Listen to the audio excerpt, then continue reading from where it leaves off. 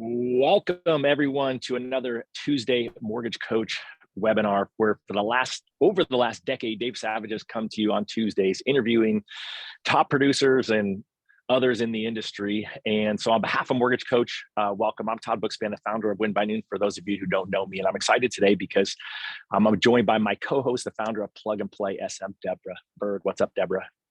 Good morning, everybody. It's the first Tuesday. We're running out of the tunnel. If you guys watched or listened to the call on Friday, we were talking about how, halftime is about resting, but then come out charged. I was halfway tempted to go to the Cowboys Stadium and do it right in front of the Dallas Cowboys big star, since that's America's team. But instead, I'm coming live from my home and couldn't be more thrilled to do this with you, Todd. So good morning. Well, it's really sad you didn't do that because that is not my team. But nonetheless, it is great to be here with you. And really, for me, my journey for the last 5 years now has been helping people plan quarter by quarter, month by month, day by day, week by week, but really a quarterly planning and really get people geared up to live their best quarter this quarter, right? It's one thing to be looking years down the road, which you need that vision. You have to look down the road. But really, my goal is to figure out how do we take in such a unique year with lots of complexity, and how do we get everyone to shift and actually go forward in a super positive way. So today, Deborah is joining me, and we're going to kind of flip the tables a little bit. She's going to interview me about kind of what I view as the top 4 action steps to take as we head into Q3. And then I'm going to flip it back to her as we go into the bonus time, because there's going to be some social media action plans that we all need to get going. So take it away, Deborah. So my first question would be, how do you get started? What's the first step and why? For those who, maybe have never done an action plan before, or maybe they got into the business and it's been really good while rates were low, and so they're kind of floundering out of water, where would you say is the number one first step? That's always a great question. And there's so many places you could start, but what I recommend is get out a piece of paper if you haven't already. And really where you want to start is you got to identify your current reality. Where are you right now? And so the big key is that, so for all the Win by Noon users, right, at the end of every quarter, they're totaling up all of their numbers. And so you've got to decide, how did I do so far year to date, right? When I talk to top producers across the country, we interviewed Jeremy Forcier about a month ago. He said he was off 39% year to date. And so anytime I hear the best of the best, that they're not quite on track with what their plan was, then you've got to look at, well, where am I now? So the first thing to do is look at a current reality. So it's really getting down what are your numbers. And so if you're just looking at the result side of the equation, that's going to be your leads, your applications, and your closed loans. And then I would encourage you to squeeze in there pre-approved clients as well. So most time I see loan officers track leads to apps to close. I think you should be tracking leads to applications to pre-qualifications to close, because oftentimes I find that loan officers leave a lot of people on that step of almost there. Like they did the application and they're all excited they got the application, but they don't actually get the client over and get that pre-qual issued and get them out there shopping. And that's really where you have an opportunity for them to say, well, that's really weird. Todd didn't give me my pre-qual. I'm going to call up Deborah and see maybe she can help me because my realtor gave 2 names, right? We all know how that is. And so first off, you have to identify what are those numbers, right? Because you got to really start off with where that is. And if you did a business plan, you've got to assess, well, how am I doing on my business plan? And, I'm one who normally never says downgrade your business plan, right? So I think a lot of I have a team that my wife and business partner run, did about 160 million last year. And we set up a goal this year of 120 million. So we already knew refis were going to be gone, and we set a lower plan. And thankfully my team is slightly ahead of plan right now. We did a 120 goal with a 150 million stretch goal. But what I find is that some of the loan officers on the team are actually slightly down from what their game plan is. And so you've got a choice. I'm encouraging you, if you're slightly down, keep your foot on the gas and don't readjust. If you're going to be flattened by saying, well, gosh, my goal was to do, 20 million and I'm only, at 5 million, and you're going to be flattened by keeping a 20 million goal, it's probably the one and only time I'm going to give you the opportunity that you have the ability to potentially readjust that goal, right? But just look at it quarter by quarter, right? So I always break it down. You go quarter, then you go month, then you go week, then you go day, right? We're going to look at what are the actions we need to take today. And so side note for the Win by Noon folks, right? You guys have been tracking on the activity side as well. So if you haven't been tracking your activities, you might consider doing that, right? That's how many people I called, right? Lead calls and client calls. partner calls and partner prospect calls, quality conversations. How many people did I talk to? Because wouldn't it be great to know how many people do I have to call and talk to, or meet with live meetings, in order to get the lead, or in order to get the app, in order to get the closed loan, because that's really how you gauge what's going on in your business. So really what you want to do is just get the numbers and then spend some time to look at them. It's what can I learn from my numbers? Because ultimately in the end, your numbers are telling a story, right? You can look back if you've done this for a long time, you can look back to 2019 and say, well, gosh, before COVID, what were my numbers like, right? 2018 was, end of 2018, 2019, we had margin compression. It wasn't a great time for a lot of people in the mortgages. Well, what were my numbers then? And then we obviously hit COVID and stuff slowed down. And then all of a sudden we hit this rocket ship of, the rest of 2020 and all of 2021. And even, looking at my team's numbers, they were 30% refi in the first quarter of this year, 15% in the second quarter of the year. So there's a lot to learn there, because that kind of gets back onto a normal world where you typically are doing about 10 to 15, maybe 20% refinances as people need to go. So bottom line is this: step one is current reality. You got to spend a few minutes and go through and pull your numbers. I think the hardest part with that, I think most people could probably find, whether they use Encompass or whatever CRM that they use, of how many leads did I get? How many loans did I close? How much were maybe purchase or refinance? But it's really challenging to know which activities either helped or hurt you get there. And even simple tracking, which I'm sure, those who do use the planner, or maybe anyone who's listening, if you have a certain system that you use that help you, please put it in the comments while we're chatting, or if you have any questions that come along the way. But, for those who even hosted the Modern Mortgage Summit or Modern Real Estate Summit, what was your follow-up plan, and how are you tracking your numbers to make sure that you're constantly re-engaging and reactivating certain relationships to even know where the business is coming from? So I'm curious, when you're looking at these leads or closings, do you then separate like by referral source and kind of get real dialed in on, how much is coming from traditional real estate referral sources like real estate agents, and then maybe non-traditional, whether it's, financial advisors, divorce attorneys, CPAs? Is there a quick metric or way that you keep track of that, Todd? Yeah, I mean, you should be a scientist when it comes to your data, right? You've got to really, really dig in. And I find that's where loan officers are like, oh, it happened. I got these leads. And so you nailed it, Deborah. You really should be, I think, yeah, you nailed it. LOS, right? Your loan origination system should and could track the lead source potentially. Or really, for those of you who are plugged into your CRM, I mean, to me, everything's got to live in that ecosystem called your CRM. You should be able to sort out there, what your referral sources are. And, again, it depends on how, normally end of the year, I do really, really deep dive. And if you've never done it, maybe this is your time to do it. But that's where I look at number of leads that came in by referral source for our team. I look at how many of them qualified, how many of them had bad credit, how many of them were we able to get a pre-qualification issue, and then how many closed. And so then you really want to look at that. Where did they all come from? Who was the referral source? Did it come from your database? Was it a past client? And really identify so that there's no mystery of where the numbers came from. And so that's part of kind of what I call step number 2, is after you know what the data is you've got to review it. And so there was a tool that I got from my friends at Building Champions. You've all heard of the keep, start, stop before, and they were the first ones. Maybe they weren't the originators of it, but to do what's called a KISS, a keep, improve, start, stop. And now you've got the data. Now that Deborah pointed out, who the referral sources are. You've really got to look at, okay, what really worked for me? Now, also put your frame on this as when you're talking to your real estate partners, right? This is one of the things that you want to talk your real estate partners through as well. In fact, all this that we're doing, you can talk your real estate partners through. But ultimately, when I'm sitting down one-on-one with a real estate agent, and I'm interviewing about their business, I'm saying, well, awesome. Like, how did you do? Right. So I'm asking them what their numbers were. And I'm saying, hey, what worked for you? Right. What do you want to keep doing? So really the key part is what's been going really well. What do you want to keep doing? Because it's working, right? It's the whole idea, the definition of insanity is doing the same thing over and expecting a different result. And at some point you've got to say, you know what, that didn't quite work. I need to punt it.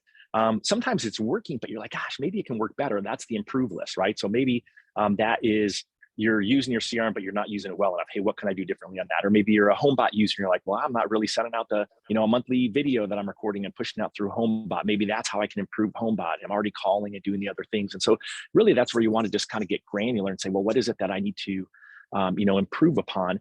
And then what is it that you need to stop, right? Again, I just said it, definition of insanity, doing the same thing, expecting a different result. Is there something that you're investing either time or money or both in that's just not working?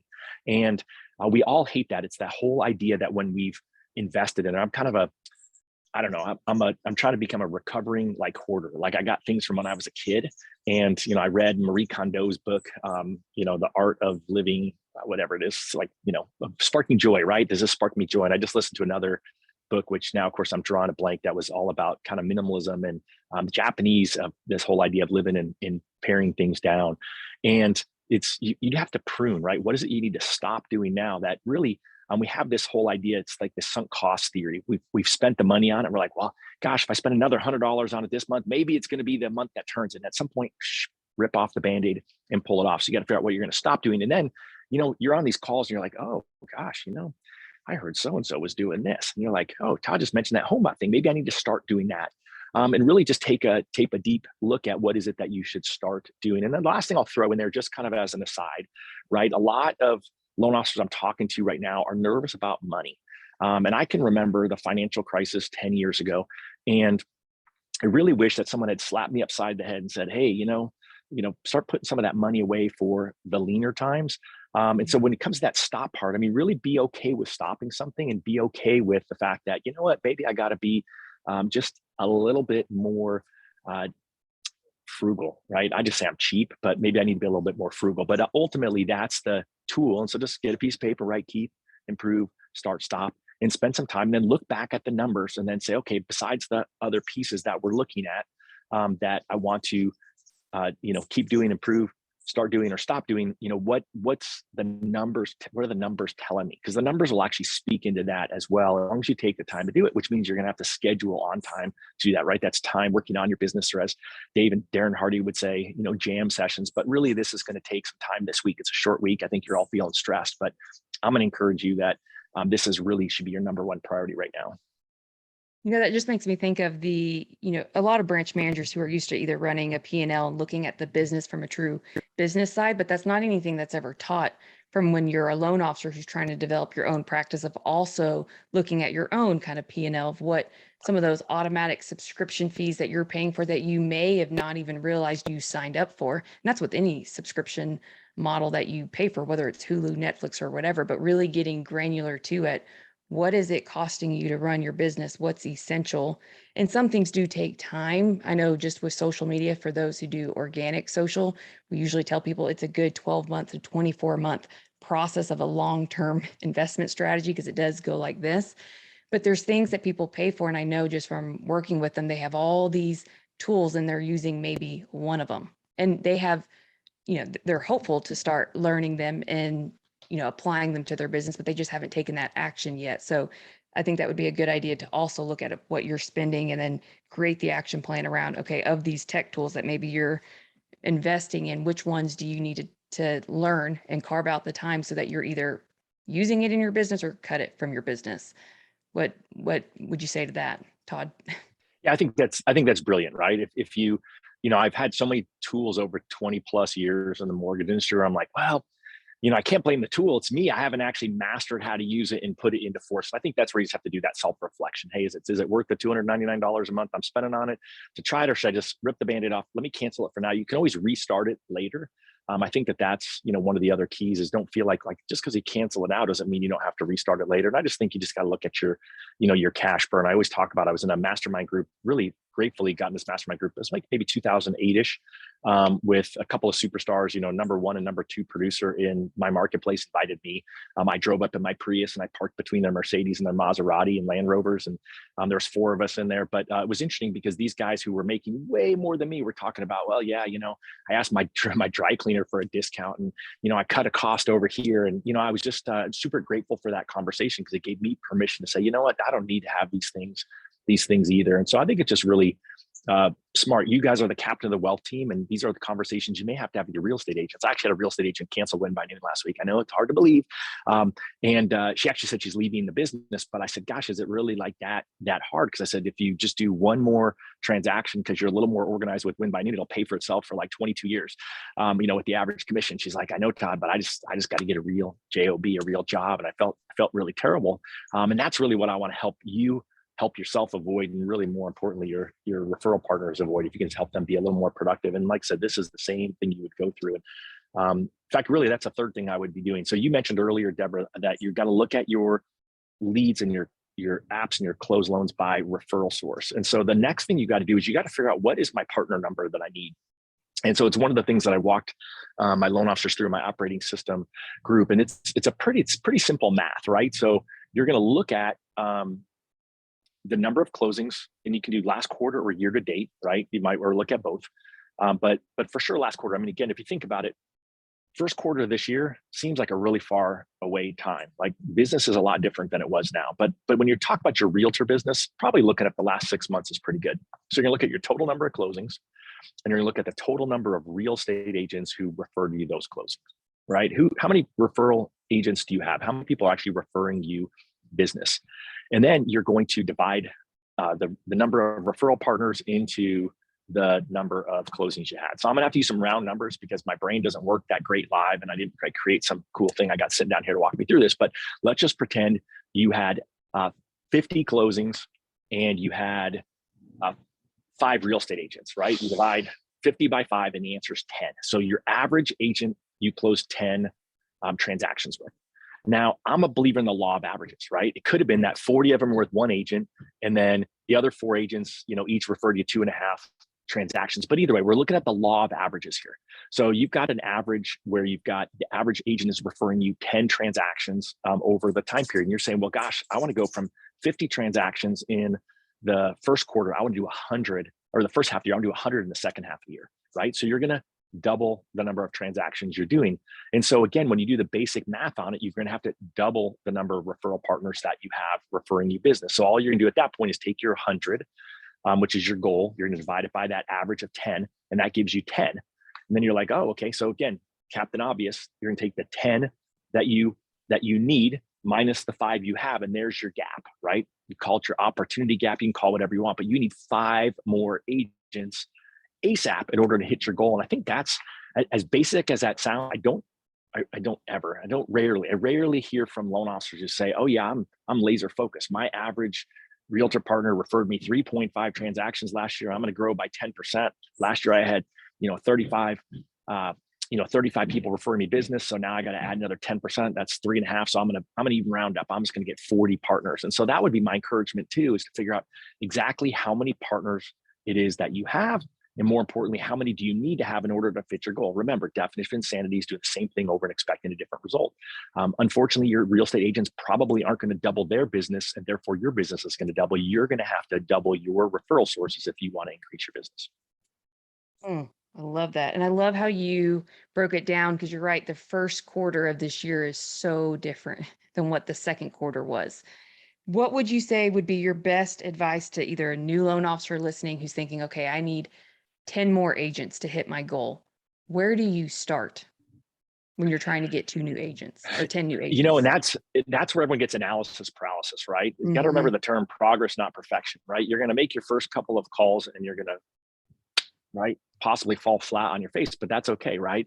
There's the whole idea that you've got to get a certain number of no's to get to a yes. And so if I'm, there's similarities if I'm brand new versus if I'm someone who's been in the business. And so if I'm brand new, which is a lot of the folks I know that are part of this mortgage coach community, I am looking at who do I know who knows who I want to know, right? And so I am going to be calling folks up, like your brother, your mother, your best friend, your next door neighbor, and you're going to say, hey, when you bought your house, did you use a realtor? And the answer is going to be yes, right? 99% of the time. And you say, awesome, did you like your realtor? Because again, if they didn't like their realtor, then the next question you don't want to ask.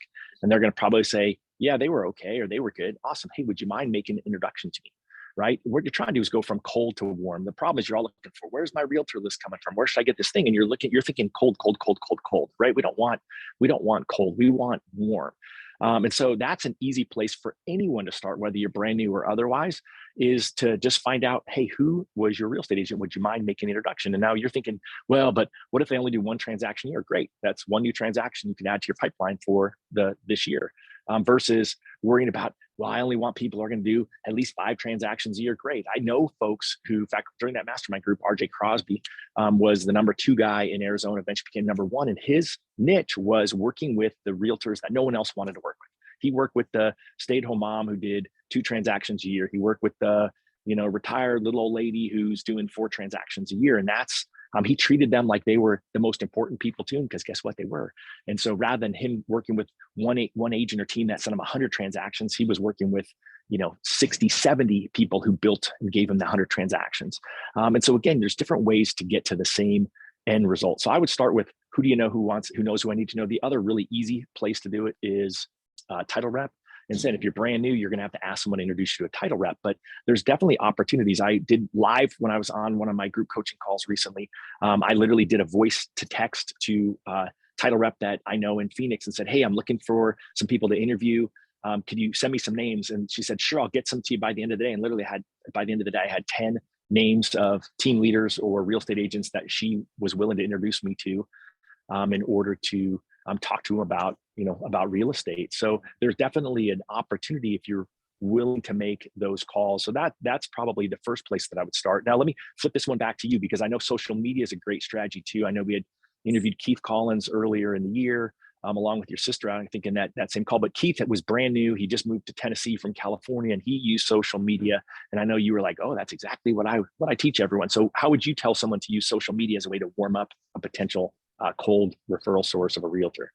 Well, to me, it's always easier instead of, and this is just me personally, I hated calling, even if it was maybe introduced and I'm just picking up the phone and I know I have like 1 second to say, hey, this is Deborah Bird. I'm with whatever mortgage company. I always just felt like it was a sales call, and I had issues with that. So I went the easier route for me with my DNA, and I would just DM or private message people on Instagram or Facebook.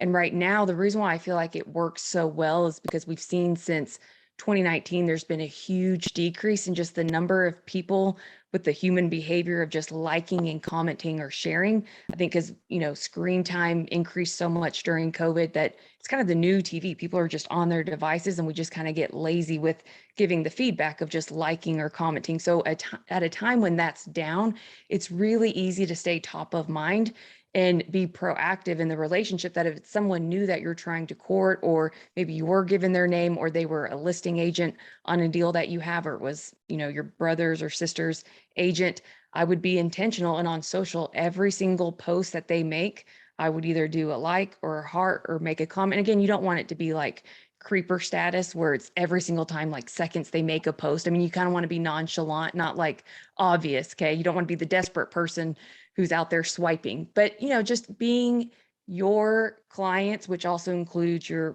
partner's biggest champion out there. And at a time when no one's hitting the like, I don't care who you are, people still like for their stuff to be commented on.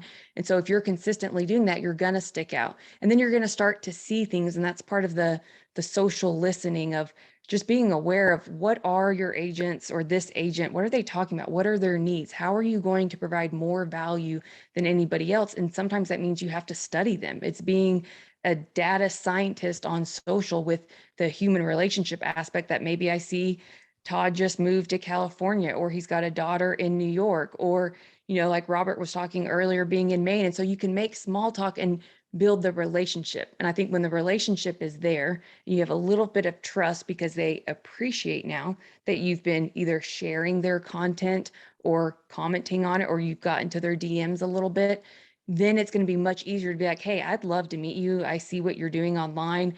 When would be a good time for me to come by? I can bring coffee, whatever. I'd love to just meet you and learn a little bit more about you. That's going to be a lot easier for them to say, okay. And we interviewed Kevin Kaufman. Gosh, I think it was last year in December, I want to say. And I had asked him point blank, like, how would a lender ever get in front of you or be able to get your business? And he was like, you'd either have to be at the events that I go to, and we build a relationship first, or you're messaging me on social. And I actually took action, and I've been messaging him very consistently and quite a bit. Not that I want his business. I really think he's a cool dude. And I, I got obsessed with his little cold bath that he was doing, because I don't know if I could do that. But long story short, I got to see kind of what he was passionate about with this sauna and this, and then he's sending me links because I was talking about, the cryotherapy, and you start to build a bond and a connection. And that's where social, the more connections you build, if you can just think of connections lead to conversations, which means sometimes you have to be the one stimulating the conversation. And the more conversations you have can lead to more conversion. but it starts with that connection and that little bit of trust where you're like-minded or you are being their champion to at least open the door, in my All right, so I opinion. got all sorts of points. That was awesome. So number one is we have Kevin Kaufman coming on August 12th. So we will have him back on Friday, August 12th. So it's always great to have him as part of our community. Number two, as you said, you don't want to be a creeper, right? And so when you say get in someone's DMs, it always freaks me out. But I realize it because I have Plug and Play do my social media. They'll sneak in after they say happy birthday to y'all. Shh, sorry, that's not really me. Then they'll go in and they'll say something like, great, beautiful home on a listing or something. And then all of a sudden the realtor responds back to me. I'm like, whoa, like that totally works. And so that's how you do it without being creeper. You comment on their story to them. And then that's their DM that they get. Cause I was like, I'm never going to send someone a DM like, hey, Deborah, like I just feel creeper. So that's to use your word.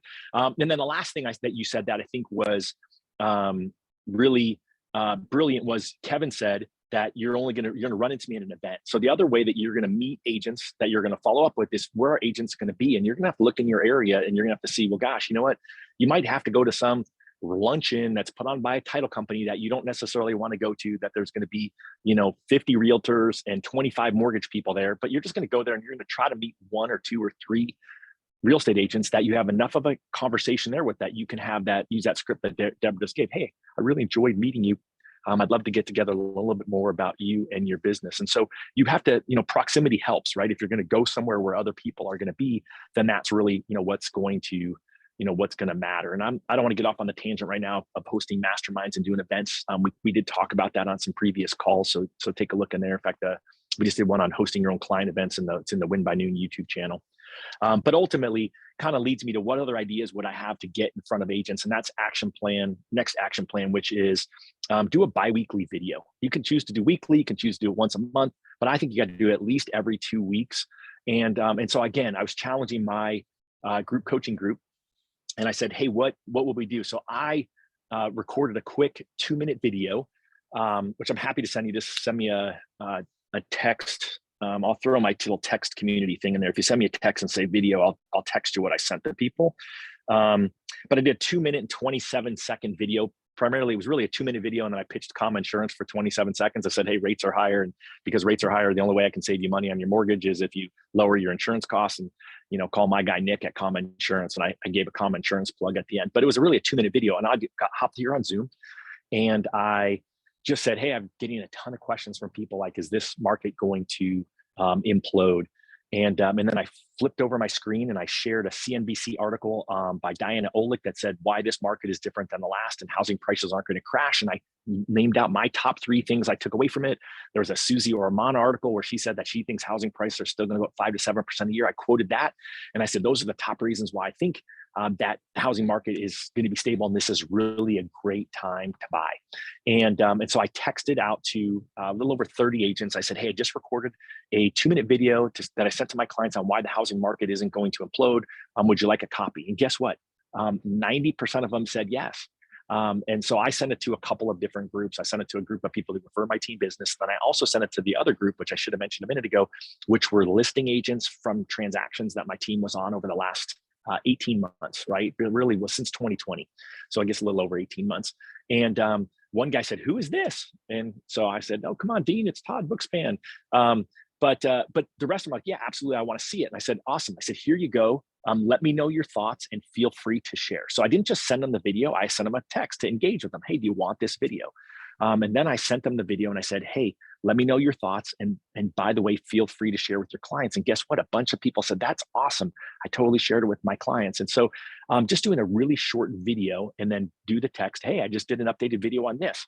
Would you like it? And then great, they're going to say yes. And you're creating this rhythm for getting something of value to real estate agents. They don't need to be agents today. Ideally, they're ones that you've got some warm something to, right? Listing agents, if you've done any transaction in the last 2 years, again, at least they know your name from closing the transaction. Hopefully you did update calls to them every week. But even if you didn't, you can still reach out to those folks. They're more likely to hear from you. And then the last part I'll say, and then I'll let Deborah comment on it, is then it gives you the opportunity to follow up, right? Then, I had 28 people say, yes, send me the video. So guess what? That gave me 28 opportunities to follow back up on the phone and talk to all of those agents. And so that is where you can easily kind of get things going. And the same thing, you could do that in a DM. You could do that, again, to your group of folks. And then you could say, hey, is there anyone else that you know that might benefit from this in your office, and see if there's even some other realtors they would allow you to refer to. Well, I think that's awesome. And that reminds me of the 2 interviews we did. I want to say it was this year, where we had Denise Donahue, who mentioned she did her email every Friday. So whether it was, she would try to do a video message every Friday. If it wasn't a video, then it would be a social graphic that we created. And she would kind of fade out her logo, because she didn't always want it to appear like she was just giving promotional things for herself. But she got really committed and dialed in that every Friday, doesn't matter if she's out of town or not, some things she will have it in her CRM where it'll go out. But with this market lately, and with the way interest rates have been, you couldn't really have too much canned marketing that was going out on your behalf without it just feeling like fluff. So she did commit to that strategy of just every Friday being consistent and providing value, not just fluff. And then it also reminds me of Dan Keller, when he recently said that his whole goal for this year was to be the media source. So the truth teller, and he's very consistent with it. I think it's every Friday. He will put on either his YouTube channel. He also has a Facebook group. I study it all the time, and he's very consistent with his format. So he's made it very simple. He has a few bullet points that he goes over. It's usually a little bit of an update with the market. Then it's a financial literacy lesson. That's, again, it's short and sweet. And then he ends it with his book series, which he's doing. I don't know why I just forgot the book. Do you remember what the book is, Todd? I It's think not How it's to the Win road to Friends and Influence People. $1 million or something like that. Yeah, it was. I I'm don't trying to know. remember what it was just before, but it's very consistent, and that consistency breeds certainty. It breeds confidence. When you can show up and you honor what you say you're going to do, whether it's every Friday, what that does to the agent's mind, that's the most powerful part. That's sometimes hard to track the ROI. And that's what I was, kind of mentioning in the very beginning to this, that some of these things may take time to see the results. In fact, Josh Meadow had said this is the year of harvesting, where you've got to be, what was the 2 different, do you This year remember, of Todd? He said this is, planting. We're oh, planting this planting. year, That's right? right. You're planting the seeds so you can harvest in the future, right? And think So about that. it's If sometimes you're doing a those loan at activities. 6%, yeah. I mean, his whole point was, if you're doing a loan at 6%, you're going to harvest and refinance that later. If you're helping a real estate agent have some good data on the market, if you're giving them something to talk to their clients about, I mean, that's really, if you think about it, right? Those 28 realtors who responded to my text video, I don't think anyone went out and re-recorded the video and sent it out themselves. But they could have, they just sent out the video.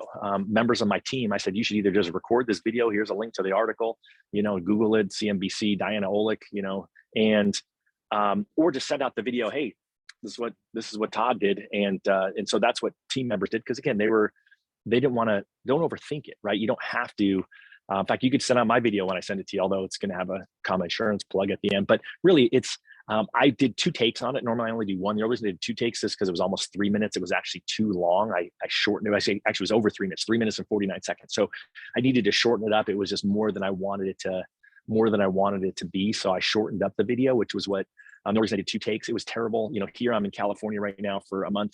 I got this beautiful outside area, and for whatever reason, I don't remember why, I did it inside in a dark room, terrible light.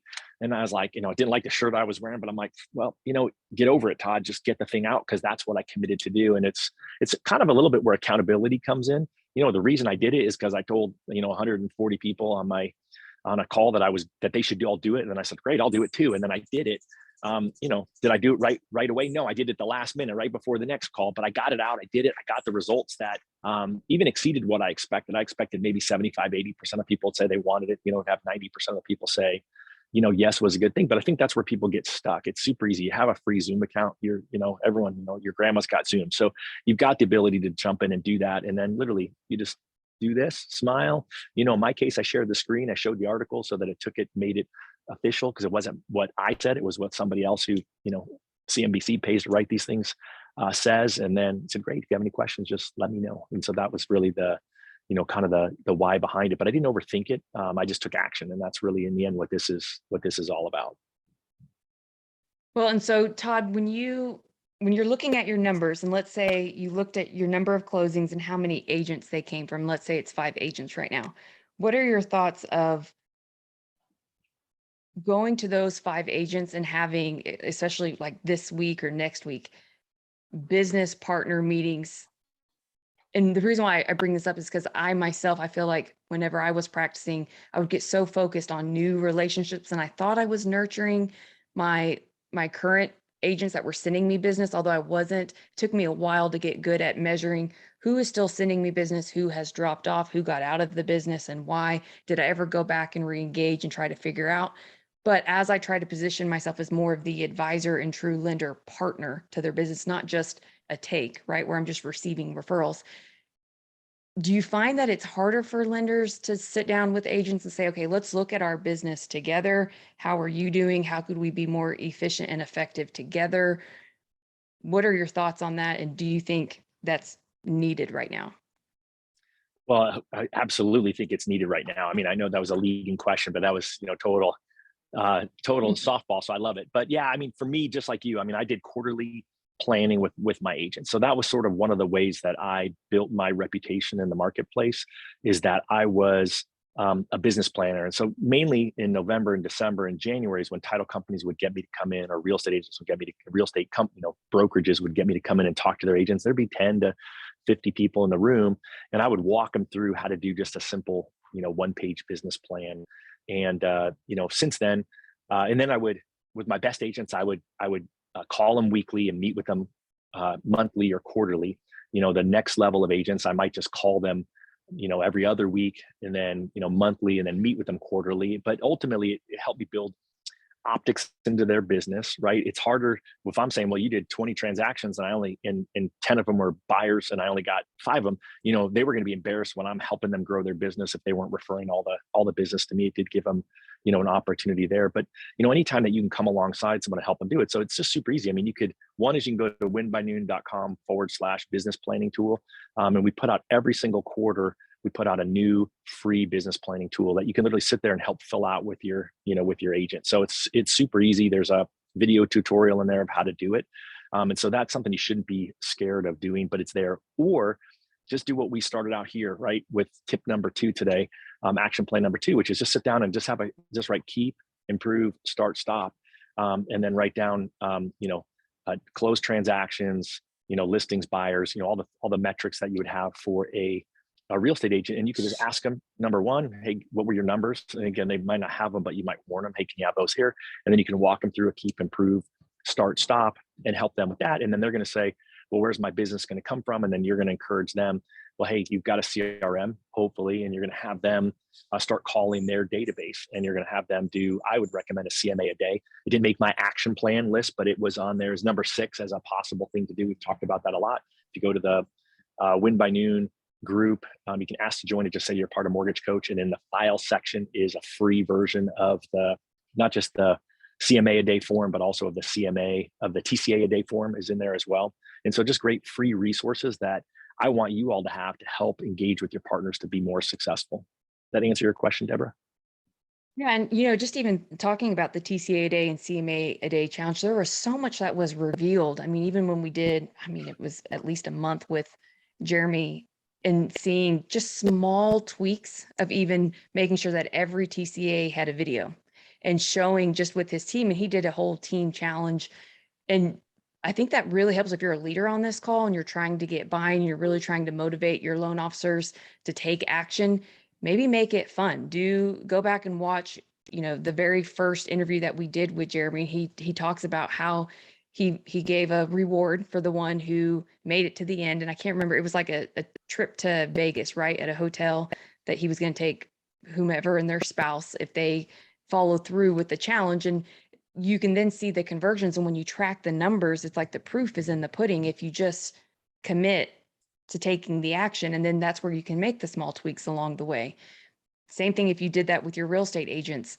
David Childers said that this year is still going to be the second best year in the last 15 years in as far as for home sales in real estate. So projected 5.4 million homes will be sold. Who's doing the business? Someone's doing the business somewhere. And he then said, and the number one year was last year. So sometimes we get so stuck on comparing things from year over year, and we're reflecting back on last year when that was the number one year in real estate that we've had. So this may be number two, but there's still a lot of business being done. So who's doing it?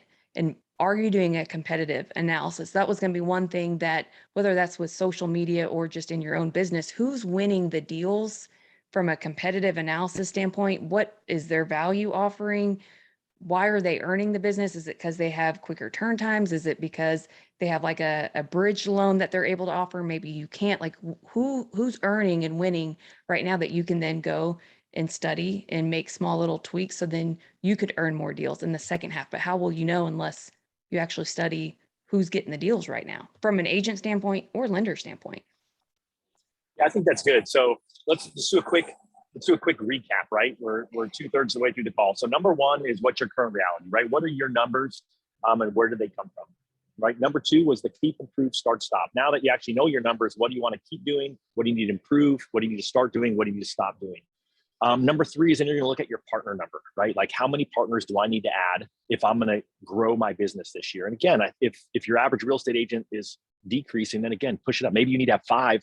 If I needed to have five, I'd probably be pursuing 20 or 25 agents, right? You're going to really have to up that.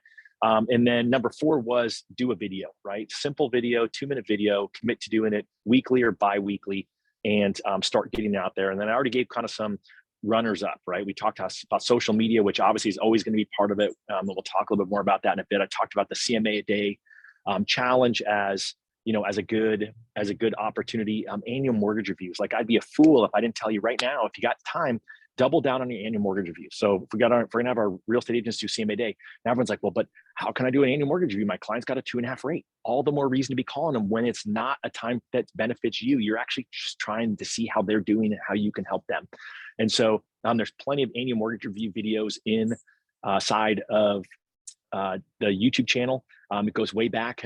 Last one I did with Dave was when I just stopped producing back in 2016. I was Dave's go-to guy for annual mortgage review conversations. And so there's great content in there. And it's the same exact process that I teach and that I have my team do today. But that's a great time as well. And then the other thing that I would throw in there is really focus on how many people you can talk to this week. And what I would say is maybe connections. How many people can I meet with in person, and how many people can I talk to and have what I call a quality conversation, right? So I call it a quality conversation because I went through, Keller Williams has a thing called Bold, and in Bold they do 100 contacts, and a contact could be, Deborah answers the phone. I'm like, hey, it's Todd Bookspan with Keller Williams, and she goes, click. But as long as she said hello, that's considered a contact. I don't consider that anything, right? To me, a quality conversation is where you actually discuss something. It's not like, hey, can I call you later? Nope, not a quality conversation. But it's like, hey, your appraisal came in at value, or hey, I was just checking in so I could didn't know if you were interested. I've got to do a video I recorded on what's going on in the market and why it's not going to crash. I didn't know if you'd be interested in having me send it to you. But having a focus for this month on quality conversations, live meetings, these connections. We did, again, Jeremy comes up in a lot of these calls because he does so many things great, but there was one of the calls that we did with Jeremy earlier this year. He kind of said, really at the end, it's kind of like, when the team is up and they're winning by, 50 points in basketball, like garbage time where, you put in all the people on the bench and they're just, lobbing up the ball. That's probably when they would put me in, if I was playing basketball. But really kind of at the end, we'd pretty much done everything. Jeremy crushed it, and he kind of threw it out there. Oh yeah, by the way, I would challenge you all to do 100 calls today. One day this week. He said, I did it this week earlier. So I only got 77 calls done, but think about that. He actually made 77 phone calls. So again, being me and opening my big mouth on a group coaching call, I said, hey, I'm going to do that. And so I did it. I jumped in on a day that was a short day because I did a mortgage coach call in the morning. And then Dave calls me, what's going on? I said, I just said on the call, I'm making 100 calls today. Go away. But I made the mistake. You get what you tolerate. I answered Dave's phone call and I made 80 calls because I figured if Jeremy made 77, I couldn't hit 100. But what if you challenge yourself just to do 100 quality conversations in a week, each week going forward? It's probably more than you're having now.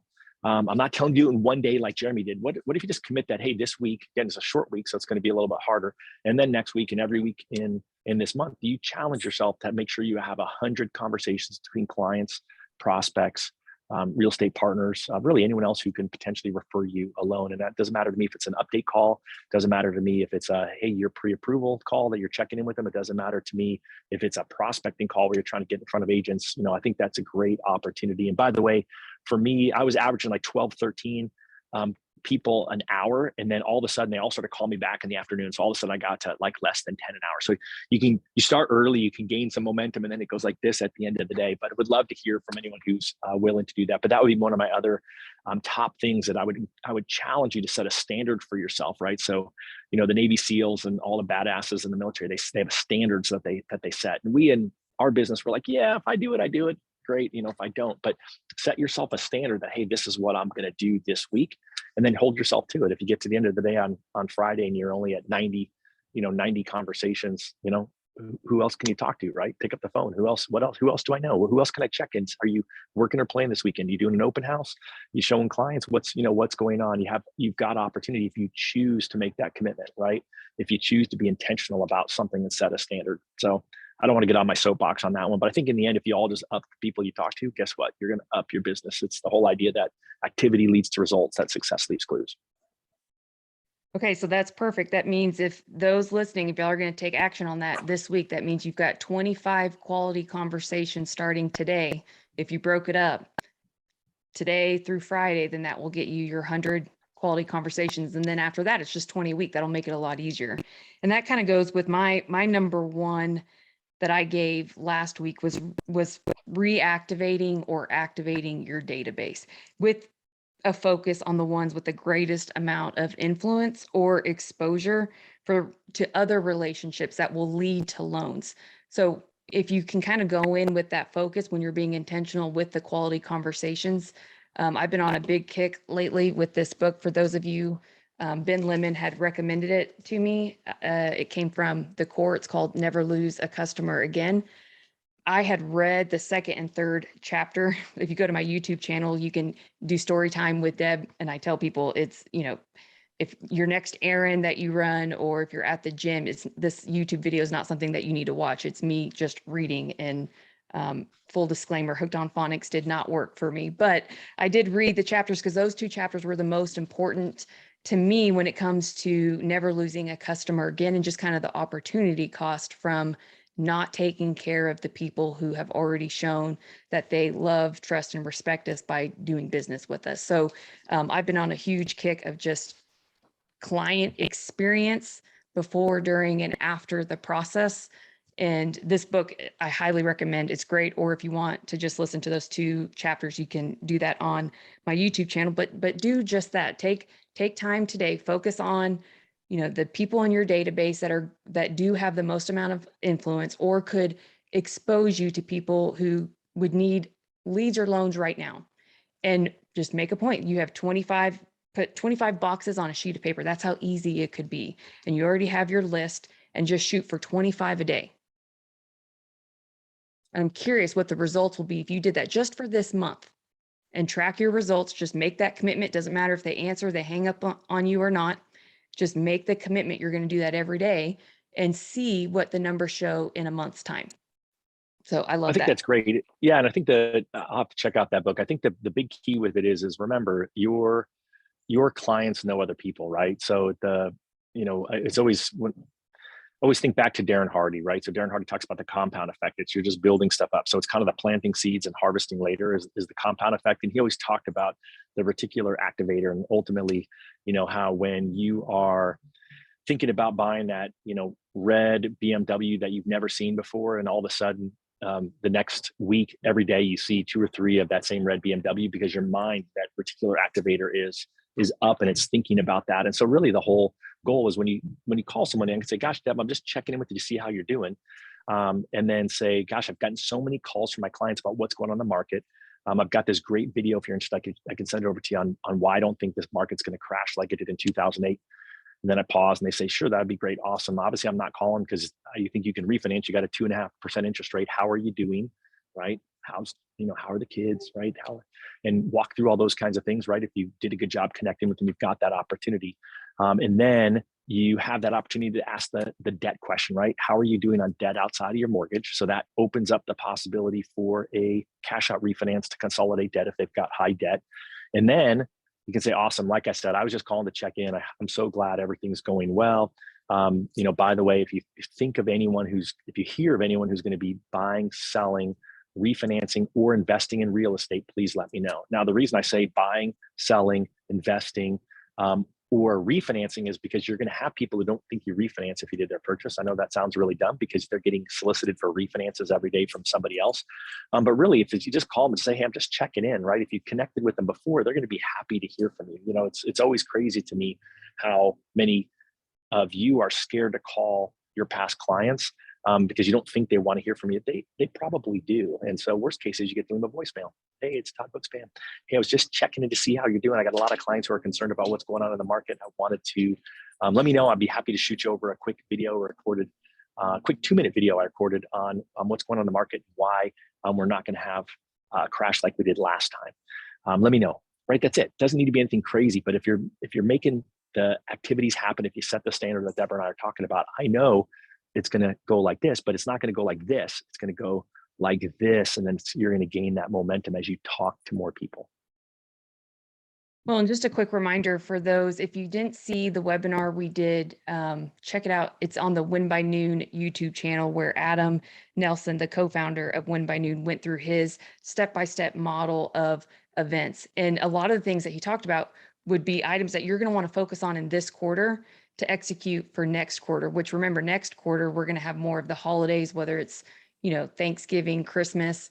But a lot of your marketing plan for this quarter, you need to be thinking about, what am I doing now? What do I need to prepare for? I think now is the easiest time to pick up the phone and re-engage with your clients and just say, hey, there's a lot of talk going on in the news with a recession coming. How are you guys doing? Have you had any job changes? Do you have any questions or concerns about money or finance? And when you're making those calls, if you would take intentional notes and try to find patterns, that's what creates the most valuable content when you're going on social. And I believe in creating content that is value, not fluff. Like, I never want people to just check off a box of, oh, I'm supposed to post every day, so I'm just going to post this. And there's not really any meaning or substance to it. But this now, as crazy as it sounds, to me, it's the easiest time, one, to call agents and to call your database if you're trying to reactivate those connections. And then if you're being proactive enough, where you're taking some of those micro steps that we had mentioned in the other webinar from Adam of how to best prepare, maybe for your Halloween client event that you're going to do, or maybe for your agent partners, or a business planning session in November. What things do you need to put on the calendar right now and go ahead and be prepared for, with maybe creating some of your list, so that you're not caught 2 weeks before and you're scrambling and you're trying to rush to put something together that then isn't going to hold as much impact or value. So just a reminder for y'all to check that out and plan that for this quarter, so you can win big when the holidays come. There we go. I like the whole idea of winning big. All right, so let's try to put a bow on this and help you guys take action. So we start off with, what are our numbers and where our goal is going to be for this year. And so anytime that you're setting a goal, right, whether it's the same goal you were on before or you've set a new goal, you've got where you're trying to go, and then you've got right where you are right now, the current reality. You've got all this room in between of where you're going to go. And what it's going to take in there are two things. It's going to take projects, right? What are the projects I need to work on? So that could be your CRM, it could be HomeBot, it could be getting better at TCAs, it could be working on a video. Like, how am I going to do that quick 2-minute video Todd is talking about, which, by the way, I threw the link to the article that I referenced in there into the chat in Zoom, and I'll have Robert throw it over into the Facebook group. And so what are those projects, right? And then you got to schedule time for the projects, but more importantly, it's, what are the daily disciplines that I needed to do in order to get there, right? So I call those the Win by Noon target day activities. And then we've got Win by Noon daily disciplines. And so we got to think about that. What does that look like for you? We've already laid out the challenge of, hey, well, let's do 100 quality conversations a week for the month of July. And I think that's just a great opportunity for you to kind of get laser focused, but really got to think about, what are those things that I need to do in order to get from where I am now to where I'm trying to go. And that's really where you've got to dig deep and take that. So we laid out the action steps, right? What's my current reality? What are my numbers? What is my keep, improve, start, stop? Let's work on my partner number to figure out how many more partners do I need to get. Let's record that video so I've got something to send to people in order to actually engage in a conversation to make it easy, or slip into their DMs or do the other social stuff that Deborah talked about. And then we had the bonus stuff, right? The bonus stuff was CMA a day. Bonus stuff is the 100 calls, annual mortgage reviews, all the other reasons that you can do these things to take action. You just have to prioritize what it is that you're going to do. And I think the biggest risk right now is it was a 3-day weekend. You're already thinking to myself, oh my gosh, like, look what time it is, Todd. I gotta get going. I gotta start returning phone calls. I gotta return my emails. And so what I would encourage you to do is, once we get done here, is just take 5 minutes, right? I'm not saying take even 30 minutes, just take 5 minutes and look at your calendar for the rest of the week and say, okay, where can I schedule in time to do these things that Todd is talking about? Now, of course, I'm going to say do it by noon, right? Why? Because if you wait till the afternoon, the likelihood of you actually getting it done is pretty low. And so I would start with tomorrow morning, schedule however much time you think you need. Maybe schedule an hour. Maybe it only takes you 20 minutes and you have a bonus 40 minutes left over to look at your numbers, right? And then I would schedule an hour on Thursday to do your keep, improve, start, stop, and then look at what are those projects that I want to put in place, and then put those projects on your calendar for the next couple of weeks, and then look at where you can spend the time to make those calls. And so again, I'm going to always say, do it first thing before you get distracted by everything else. I already told you, when I was making my big call day, super easy to make calls in the morning, because guess what? Realtors aren't working. And then all of a sudden, everyone starts working and returning phone calls, and then I became less productive. I was busy reacting. So be proactive on it, get it done. And then ultimately, one thing that I'll commit to Deborah, since Deborah is my social media guru, is I'm going to commit some time every day to social media, because that's the area where I'm weakest. If I look at what's my opportunity, that's one of my opportunities. So I will commit to you, Deborah, that I'm going to make that happen. Yay. And what's going to be the pain? Do you ever do that where you put a consequence? Are you a fan of that or no? I did that. I've told the story a couple of times. When I was in that mastermind group, the guy who was number one at the time in Arizona, his name was Mike Metz, and he and I did a calling thing where we had to write a check. The first week we had to write a check to the coach, and he's no longer coaches in the space. He coaches in the poker world, but we had to write, I think it was like $500. We had to write him. And then the next time, if we didn't do what we said, we had to write a check to each other. And I was like, Mike can afford it. I can't afford it. I was scraping pennies together, but yeah, we had to write a check to each other. I did that once. And again, this just tells you the power of that kind of thing. I did once where I had a coach and I wrote a $2,500, I handed him a $2,500 blank check. And I said, if I don't do a video every Monday for the next 6 months, you can cash the check. And he wrote it out to his favorite group.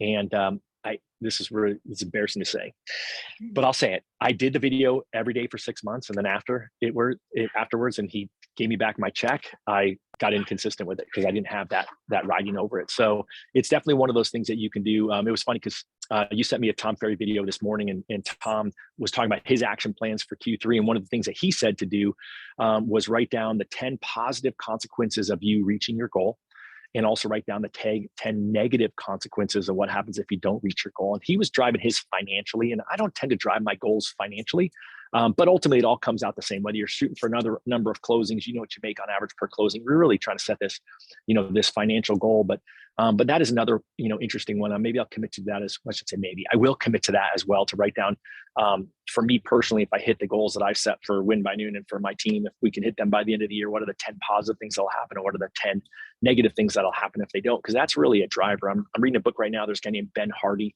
and I met Ben through the Genius Network. And some of I've talked about his book before, Why Willpower Doesn't Work, which is a really great book, and kind of reinforce a lot of what I teach with Win by Noon, and around why people don't do the things that they should do.